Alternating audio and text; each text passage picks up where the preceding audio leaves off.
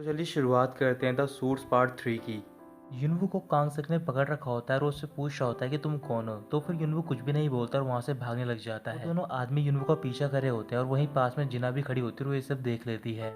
फिर युनवू टेरेस पे पहुंच जाता है तो फिर वहाँ पर वो उन दोनों से बोल रहा होता है कि तुम वापस चले जाओ, अगर तुम ऐसा करोगे तो फिर मैं तुम्हें आज रात को सूटकेस वापस कर दूंगा।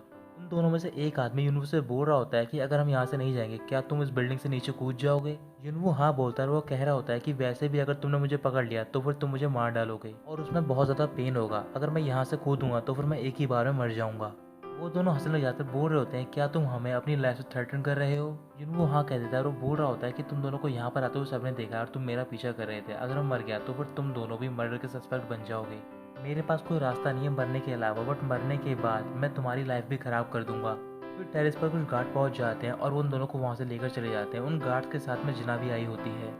युनवू जिना की ओर देख रहा होता है बट वो कुछ भी नहीं बोल रहा होता। फिर जिना बोल रही होती है मुझे पता है कि तुम्हारा कोई ना कोई रीज़न होगा, तुम्हें एक्सप्लेन करने की कोई जरूरत नहीं। क्या तुम्हें पता है कि मैं तुम्हें पहली बार से क्यों नफरत कर रही थी। जिस दिन मेरा फर्स्ट डे था वर्क पर, उस दिन हम दोनों सबवे के पास में खड़े थे। तुम्हारी वजह से मेरी ड्रेस खराब हो गई थी। ये कितनी फनी बात है ना। बहुत सारे लोग कहते हैं कि मून की एक डार्क साइड है जहाँ पर कि एक रैबिट रहता है। लगता है कि तुम्हारी भी एक डार्क साइड है। तो फिर इन्होंने बोल रहा होता है कि मैं इस बात को एक्सप्लेन कर सकता हूँ। जिना मना करती है और बोल रही होती है कि हम दोनों इतने क्लोज नहीं है कि एक दूसरे से क्वेश्चन पूछ सकें। ये कहकर जिना चली जाती है। फिर इसके बाद यूनू भी कांगसेक के ऑफिस में जाता है। तो फिर वहाँ पर कांगसेक गुस्से में पूछ रहा होता है कि तुमने सूटकेस कहाँ पर छुपाया है। इससे पता चलता है कि तुमने मेरी बात को इग्नोर किया है और तुम अपनी जॉब को लेकर फुली कमिटेड नहीं हो। तुम दोबारा से वही मिस्टेक करने जा रहे थे। तो फिर यूनू गुस्से में हाँ बोलता और कह रहा होता है कि आपने मुझे कभी प्रॉपर अपॉर्चुनिटी दी है। आपने मुझे चूज इस वजह से किया है कि जब भी आप पे खतरा आएगा तो फिर आप मुझे यहाँ से फायर कर दोगे। इस वजह से मैं ऐसी सिचुएशन में था कि मैं आपको पूरी तरीके से ट्रस्ट नहीं कर सकता था। मुझे टाइम चाहिए ताकि मुझे पूरी तरीके से यकीन हो जाए कि ये अपॉर्चुनिटी मेरे लिए बिल्कुल ठीक है। हमसे बोल रहा होता है कि फिर दोबारा तुम एक एक्सक्यूज़ यूज़ कर रहे हो। बट यूनू मना करता है और कह रहा होता है कि मैं एक्सक्यूज़ यूज़ नहीं कर रहा बल्कि मैं एक्सप्लेनेशन दे रहा हूँ। ऐसा नहीं है कि मैंने आपकी बात को इग्नोर किया है, बट मैं हमेशा से अपनी लाइफ ऐसे ही जीता आया हूँ। आपने देखा होगा ज़्यादातर लोग जब डाइस को थ्रो करते हैं तो फिर वो हमेशा एक ना एक चाल आगे बढ़ते हैं। लेकिन मेरे साथ ऐसा नहीं होता। जब भी मैं एक डाइस को थ्रो करता हूँ तो फिर मैं हमेशा बैकवर्ड जाता हूँ। कांगसेक गुस्से में बोल रहा होता है कि तुम यहाँ से बाहर चले जाओ। फिर यूनू बोल रहा होता है कि वैसे ही मुझे गुनशिक यहाँ से निकालने वाला था। कांगसेक बोल रहा होता है कि इस फॉर्म में से सिर्फ मैं ही तुम्हें फायर कर सकता हूँ और गुनशिक हमेशा हर साल ऐसा करता है जो भी नए एसोसिएट आते हैं उनके साथ उन्हें डराने के लिए। गुनशिक ने वो एड सिक्योरिटी गार्ड के साथ किया था ताकि वो तुम्हें डरा सके। तभी अचानक से कांगसेक को डीटेक केस के बारे में कुछ याद आता है। फिर वो यूनू से बोल रहा होता है कि अगर तुम यहाँ से जाना चाहते हो तो फिर तुम जा सकते हो, लेकिन तुम्हें याद रखना है कि तुम्हें मैंने एक केस की जिम्मेदारी दी है। तो फिर यूनू कुछ भी नहीं बोलता और वहाँ से चला जाता है। यूनवू के जाने के बाद कांगसेक अपने इन्फॉर्मर से मिलने के लिए जाता है और वो उससे एक डॉक्यूमेंट ले रहा होता है। फिर वो अपने इन्फॉर्मर से बोल रहा होता है कि मेरे पास तुम्हारे लिए एक काम है और वो तुम्हें करना होगा। रात को यूनवू अपने ऑफिस में वापस आता है और वो बैग लेकर जा रहा होता है। तभी वहाँ से कांगसेक गुजर रहा होता है और उसे रोक लेता है। फिर वो उससे बोल रहा होता है कि तुम्हारे हैंड में प्रॉब्लम है, ना कि तुम्हारे डाइस में। तुम डाइस को लगातार थ्रो कर रहे हो जबकि रूल डिफरेंट है, इसी वजह से तुम बैकवर्ड जा रहे हो। ये तुम्हारे ऊपर है कि तुम कौन से टाइप के गेम को खेलना चाहते हो और साथ ही में उनके कौन से टाइप के रूल को फॉलो करना चाहते हो। युनवू वहाँ से चला जाता है। फिर कुछ देर बाद वो एक जगह पर पहुँचता है। युनवू ने वो सूटकेस नहीं फेंका होता है। फिर वो वहाँ पर एक लॉकर में से उसी सूटकेस को निकालता है। सूटकेस लेने के बाद युनवू वहाँ से चला जाता है। तो फिर वहीं पास में कांगसेक की इन्फॉर्मर खड़ी होती है और वो ये सब देख रही होती है। इधर कांगसेक यूनियन से मिलने के लिए जाता है तो वो यूनियन उससे बोल रही होती है कि मैं तुमसे कुछ भी नहीं कहना चाहती हूँ। कांगसेक बोल रहा होता है मुझे पता है कि तुम टेस्टिफाई नहीं करना चाहती हो क्योंकि तुम कभी भी सेक्सुअली हरास नहीं हुई हो। फिर वो उसे बैंक स्टेटमेंट दिखाता है जो कि उसके अकाउंट की होती है। बोल रहा होता है कि तुम्हारे अकाउंट में पिछले कुछ महीने में बहुत सारे पैसे ट्रांसफ़र हुए हैं, अगर मैं यहाँ से चला गया तो फिर तुम्हें प्रिजन जाना पड़ेगा, ये बात तुम याद रखना। ये कहकर कांगसेक वहाँ से जा रहा होता है। तो फिर यूनूंग बोल रही होती है कि मैं भी एक विक्टिम हूँ। यूनूंग उस ब्रीफकेस को लेकर एक जगह पर जाता है और वहाँ पर दोनों आदमी होते हैं। उन दोनों आदमियों ने चूसन को बांध रखा होता है और उसे बुरी तरीके से पीट रखा होता है। फिर यूनूंग एक केरोसिन की बोतल निकालता है और बीट पर डाल देता है और उससे बोल रहा होता है कि अगर तुम मेरे फ्रेंड को जाने दोगे तो फिर मैं इसे नहीं जलाऊंगा। उनमें से एक आदमी नाइफ निकालता है, चूसन के पास जाता है। फिर वो उनसे बोल रहा होता है कि तुम्हें इस तरीके से थ्रेटन करना चाहिए किसी को। तभी वहाँ पर कांगसेक पहुँच जाता है और वो यूनवू से बोल रहा होता है कि अगर तुम किसी को थ्रेटन करना चाहते हो तो फिर एक लॉयर की तरह करो। इसके बाद कांगसेक उन दोनों आदमी से बोल रहा होता है कि तुम पे कई सारे चार्जेस लगे हैं और उन सारे चार्जेस के नाम बता रहा होता है। वो दोनों हंस रहे होते हैं। तो फिर कांगसेक बोल रहा होता है कि जिसे तुम ये वीड ट्रांसफ़र करने वाले थे वो लड़का अभी जेल में बंद है और मैं उस लड़के का लॉयर हूँ। तो फिर तुम्हें क्या लगता है कि तुम बचकर जा पाओगे क्योंकि तुमने उसे कई बार ड्रग्स सप्लाई किए हैं। उनमें से एक आदमी कांगसेक से बोल रहा होता है कि तुम इसे लेकर जा सकते हो। कांगसेक मना करता है और वो कह रहा होता है तुम्हें क्या लगता है कि हम दोनों इतनी आसानी से चले जाएंगे इसको लेकर। कांगसेक यूनवू को लाइटर वापस करता है और यूनवू लाइटर से उस वीड को जला देता है। इस वजह से वो दोनों आदमी गुस्से में आते हैं, तो फिर उनमें से एक कांगसेक पे हमला करने जा रहा होता है, बट तभी कांगसेक उसका हाथ पकड़ लेता है और उसे मोड़कर दूर फेंक देता है। कांगसेक बोल रहा होता है कि अब सिर्फ तुम्हारे पास 1 ही मिनट बचा है, और जैसे 1 मिनट बीतता है तभी वहाँ पर पुलिस पहुँच जाती है। इसके बाद दोनों वापस जा रहे होते हैं, तो फिर कांगसेक यूनिवर्स से बोल रहा होता है कि अगर तुम ऐसे शैवी गेम में डाइस को रोल करोगे तो फिर तुम हमेशा बैकवर्ड ही जाओगे। फिर वो उसे एक फ़ोल्डर देकर बोल रहा होता है कि तुमने अभी तक प्रो बोनो केस को सॉल्व नहीं किया है। अगर तुम कल कोर्ट में आ जाओगे इसे लेकर, तो फिर मैं समझूंगा कि तुम दोबारा वर्क करना चाहते हो। ये कहने के बाद कांगसेक वहाँ से चला जाता है। फिर इसके बाद युनवो अपने फ्रेंड से मिलने के लिए जाता है और वो दोनों साथ में एक जगह पर जाते हैं और वहाँ पर फाइट करने लग जाते हैं। युनवो बोल रहा होता है कि तुम सिर्फ अपने बारे में केयर करते हो, अगर मैं वो ड्रग सप्लाई भी कर देता तो फिर तुम्हारी लाइफ अभी भी बहुत मुश्किल भरी होती। अगर ये बात सही को पता चल गई कि तुम ड्रग सप्लाई करते हो तो फिर उस पर क्या बीतेगी। तभी वहाँ पर सीही पहुँच जाती है, तो फिर युनवू चुलसोन से बोल रहा होता है कि आज के बाद तुम मुझे कॉल मत करना, क्योंकि मैं तुम्हें देखना नहीं चाहता हूँ, और ये कहकर वो चला जाता है। अगली सुबह युनवू कोर्ट के बाहर पहुँच जाता है, तो फिर वहाँ पर कांगसेक आता है और दोनों कोर्ट के अंदर जाते हैं। वो दोनों सेटलमेंट करने के लिए आए होते हैं और वहाँ पर मिसुक भी होती है। कांगसेक एक साइड में खड़ा हो जाता है, तो फिर जो युनवू होता है वो डी-टेक कंपनी के लॉयर से बात कर रहा होता है, उसे एविडेंस दिखा रहा होता है, और साथ ही में आपने एक फेक लॉयर को भी हायर किया है। इस वजह से आपके अगेंस्ट में केस लड़ेंगे कांगसेक, और आपको पता है कि वो आज तक एक भी केस नहीं हारे हैं। डिजिटेक कंपनी का लॉयर पूछ रहा होता है कि और तुम्हें क्या चाहिए, तो फिर उन्होंने बोल रहा होता है कि तुम्हें मेसू को $45,000 देने होंगे उसके कंपनसेशन के लिए, और साथ ही में $45,000 और उसकी बेटे की एजुकेशन के लिए। फिर यूनू म्यूजिक की ओर देख रहा होता है, तो फिर म्यूजिक बोल रही होती है कि मैं इसे देखना नहीं चाहती हूँ अपनी लाइफ में। ये सुनते ही कांगसेक बोल रहा होता है कि अगर हमारी क्लाइंट तुम्हें देखना नहीं चाहती है तो फिर तुम्हें इसकी इमोशनल इंजरी को कंपनसेट करते हुए $1,00,000 देने होंगे, अलग से सेक्सुअल हैरेसिंग के लिए $300,000 देने होंगे।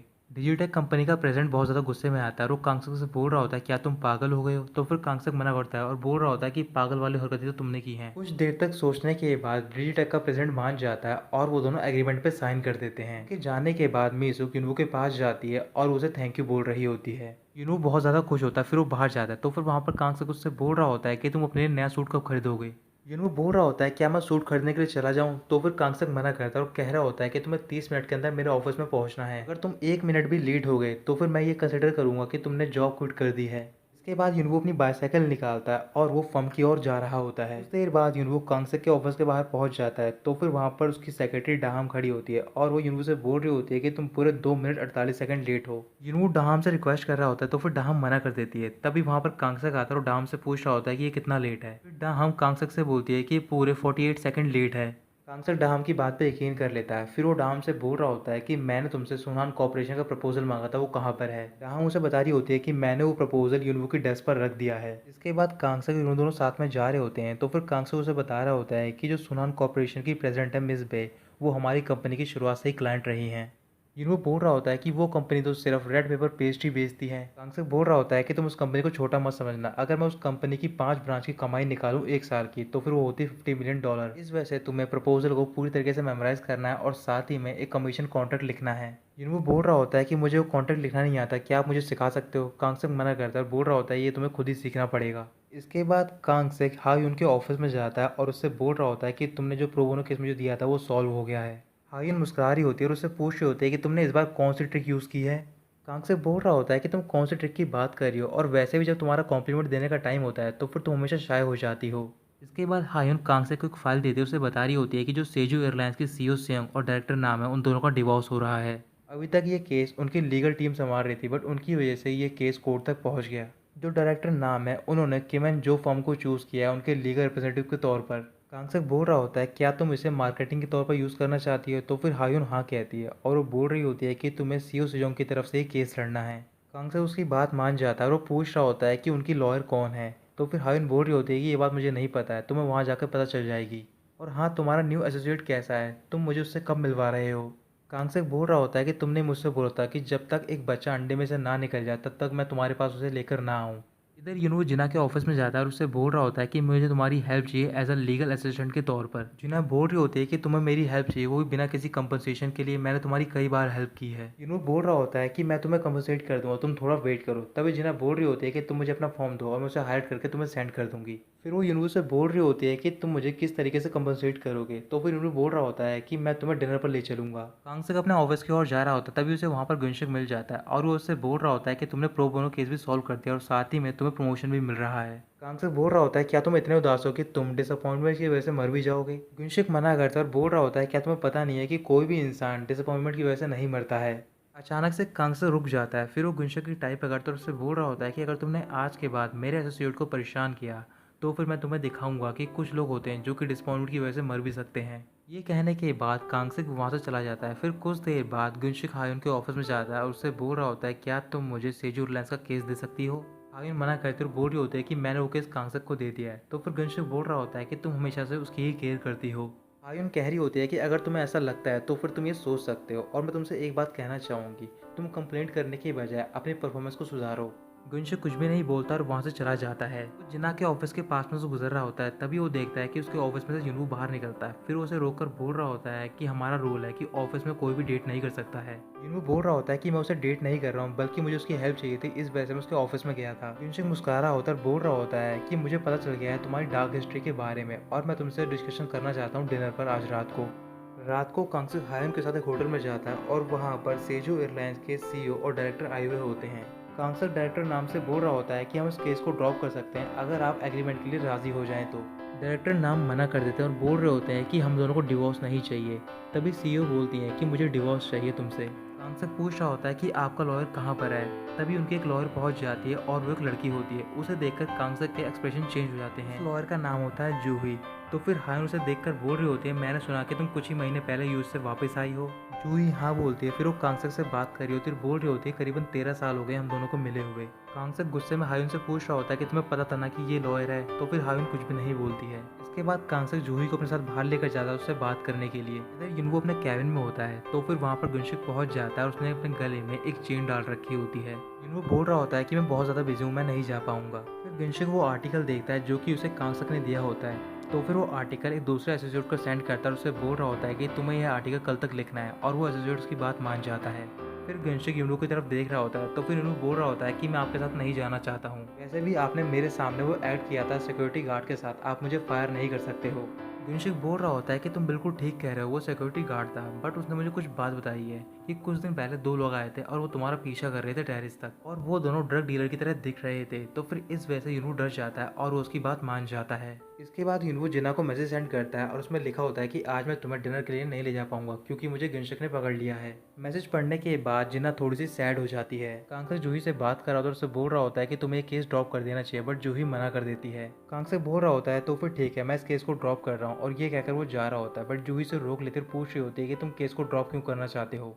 कांगसेक बोल रहा होता है क्या तुम्हें वाकई में नहीं पता, मैंने तुमसे बोला था कि हम दोनों लाइफ में कभी नहीं मिलेंगे और मुझे पक्का यकीन है कि मैं तुमसे यहाँ पर कोइंसिडेंस से नहीं मिला हूँ, तुम्हें पहले से पता था कि मैं इस केयर को टेक ओवर करने वाला हूँ। जूही बोल रही होती है कि मुझे कोई फर्क नहीं पड़ता कि तुम क्या सोचते हो और वैसे भी ये केस मैं ही जीतूंगी। ये बात सुनने के बाद कांगसेक को याद आ रहा होता है कि आज से कुछ साल पहले जूही ऐसी एक क्रिमिनल से बात कर रही होती है और उससे यही सेम बात बोल रही होती है। युनवू गुनशिक के साथ क्लब में पहुंच जाता है तो फिर गुनशिक वहाँ पर उसे एक रैपर दिखा रहा होता है और बोल रहा होता है कि इसका नाम BY है, तुम्हें कैसे भी करके BY को परसुएट करना है ताकि वो मेरा क्लाइंट बन जाए। BY काफ़ी स्ट्रेट अप इंसान है तो फिर तुम्हें उससे बात करने के लिए ड्रिंक करनी पड़ेगी। युनवू उसकी बात मान जाता है और वो ड्रिंक करने लग जाता है। इधर होटल में कांगसेक और जूही दोनों अपने क्लाइंट से बात करते हैं और बात करने के बाद वो वापस चले जाते हैं। इधर क्लब में युनवू ने बहुत ज़्यादा ड्रिंक कर ली होती है और वॉशरूम के बाहर बैठा होता है। तभी वहाँ पर BY पहुँच जाता है और वो उससे बोल रहा होता है कि मैं तुम्हारा बहुत बड़ा फ़ैन हूँ। BY बोल रहा होता है कि यहाँ पर मेरे बहुत सारे फ़ैन हैं। तो फिर युनवू हाँ कहता है और वो BY का उसे एक रैप सुना रहा होता है। वो रैप सुनने के बाद BY थोड़ा सा हैरान हो जाता है। कांगसेक हायुन के ऑफिस में होता है तो फिर हायुन से पूछ रही होती है क्या तुम्हारे दिल में अभी भी जूही के लिए फीलिंग्स बची हुई हैं। कांगसेक बोल रहा होता है तुम्हें पता है कि मैं किस टाइप का पर्सन हूँ, क्या तुम्हें लगता है कि मेरे दिल में अभी भी उसके लिए फीलिंग्स होंगी। हायुन हंसने लग जाती है, बोल रही होती है तो फिर तुम्हें गुस्सा क्यों आया वहाँ पर, उस वजह से मैं काफ़ी जेलस फील कर रही थी। और वैसे तुम्हें लगता नहीं है कि जूही बहुत ज़्यादा ओवर कॉन्फिडेंस है। तो फिर कांगसेक बोलता है कि हो सकती है क्योंकि वो टैलेंटेड है और मुझे लगता है कि उसके पास कुछ ना कुछ सबूत ज़रूर है। युनवू और BY दोनों वॉशरूम से बाहर आ गए होते हैं तो फिर युनवू उसे गुनशिक के बारे में बता रहा होता है। गुनशिक वहाँ पर डांस कर रहा होता है तो फिर BY उसे देखकर बोल रहा होता है कि मुझे उसके बारे में कुछ भी पसंद नहीं आया है और जो उसने कैप पहन रखी है उसके साथ में नेकलेस, और मुझे लग रहा है कि वो नेकलेस फेक है। युनवू बहुत ज़्यादा नशे में होता है। फिर वो BY से बोल रहा होता है तुम बिल्कुल ठीक कह रहे हो, वो तुम्हारा फेक फ़ैन है और जो मैं हूँ वो एक फेक लॉयर हूँ। BY पूछ रहा होता है क्या तुम वाकई में फेक लॉयर हो। तो फिर युनवू हाँ बोलता है। फिर BY बोल रहा होता है कि मुझे कोई फ़र्क नहीं पड़ता तुम रियल हो या फिर फेक, बट तुम मेरे रियल फ़ैन हो। तुम्हें मेरे उस सॉन्ग के बारे में कैसे पता, वो सॉन्ग इतना फेमस भी नहीं है, मैंने सिर्फ उसे एक ही बार गाया है। युनवू बोल रहा होता है कि तुमने उस सॉन्ग को एक रेडियो शो पे गाया था 2012 क्रिसमस ईव के दौरान। फिर वो सॉन्ग गाना स्टार्ट कर देता है तो फिर उसके साथ में BY भी गा रहा होता है और वो दोनों साथ में ड्रिंक करने लग जाते हैं। ड्रिंक करने के बाद वो दोनों साथ में क्लब की स्टेज पर जाते हैं और वहाँ पर परफॉर्म कर रहे होते हैं। अगली सुबह जब युनवो को होश आता है तो फिर वो अपने घर पे होता है। जब वो उठता है तो फिर वो देखता है कि वो लेट हो गया होता है अपनी जॉब के लिए। कांगसेक ऑफिस पहुंच गया होता है तो फिर उसकी सेक्रेटरी उसके पास आती है और वो उससे बोल रही होती है कि मैंने सुना कि कल तुम अपनी गर्लफ्रेंड से 13 साल बाद मिले और तुमने साथ ही में कुछ जैब्स भी एक्सचेंज किए।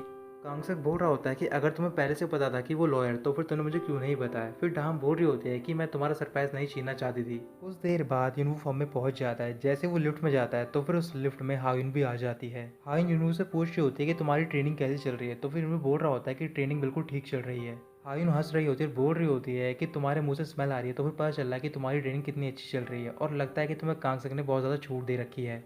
युनू उस बात का जवाब नहीं देता और जैसे उसका फ्लोर आता है वो लिफ्ट से बाहर निकल जाता है। अपने कैबिन में पहुंचने के बाद वहां पर वो एसोसिएट आता है। फिर वो युनवो को वो एग्रीमेंट देता है। एग्रीमेंट लेकर युनवो कांगसेक के ऑफिस में जाता है और वो एग्रीमेंट कांगसेक को देता है और बोल रहा होता है कि ये मैंने लिखा है। कांगसेक एग्रीमेंट को देखने के बाद गुस्से में आकर बोल रहा होता है कि तुमने ये एग्रीमेंट नहीं लिखा है। जिसने भी एग्रीमेंट लिखा है उसकी जीरो इंटेंशन थी कि वो तुम्हारी हेल्प करे, और तुम्हारे मुंह में से इतनी स्मेल क्यों आ रही है बियर की। युनवो बोल रहा होता है कि मैंने पूरी तरीके से कोशिश की थी बट गिनशिक नहीं माना। कांगसेक बोल रहा होता है कि लॉयर हमेशा आंसर के लिए नो, नेवर और सॉरी नहीं बोलते हैं। पहले मैंने तुम्हारे फ्रेंड की प्रॉब्लम सॉल्व की, अब क्या चाहते हो मैं तुम्हारी हेल्प करूँ गिनशिक को भी लेकर। युनवो कुछ भी नहीं बोलता और वो अपने कैब में चला जाता है। तो फिर वो देखता है कि वहाँ पर जितने भी अटॉर्नी होते हैं वो उसके ऊपर हंस रहे होते हैं। कुछ देर बाद युनवो हायुन के ऑफिस में जाता है तो फिर वहाँ पर गिनशिक और बीवाई बैठे होते हैं। बीवाई युनवो को देखकर खुश हो जाता है, पूछ रहा होता है कि तुम यहाँ पर क्या कर रहे हो फेक लॉयर। हायुन बीवाई से पूछ रही होती है क्या तुम हमारे ट्रेनी को जानते हो। तो फिर बीवाई हाँ बोलता और कह रहा होता है कि मैं इस फर्म में सिर्फ युनवो की वजह से आया हूँ। ये सुनने के बाद हायुन गुनशुक की तरफ गुस्से से देख रही होती है क्योंकि गुनशुक ने बोला होता है कि बीवाई को वो लेकर आया है इस फर्म में। गुनशुक युनवो से बोल रहा होता है कि तुम दोनों काफ़ी अच्छे फ्रेंड हो बट ये फेक लॉयर क्या है। तो फिर इस बात का युनवो कुछ जवाब नहीं दे पाता है। तो दोस्तों यहीं ख़त्म होता है पार्ट 3।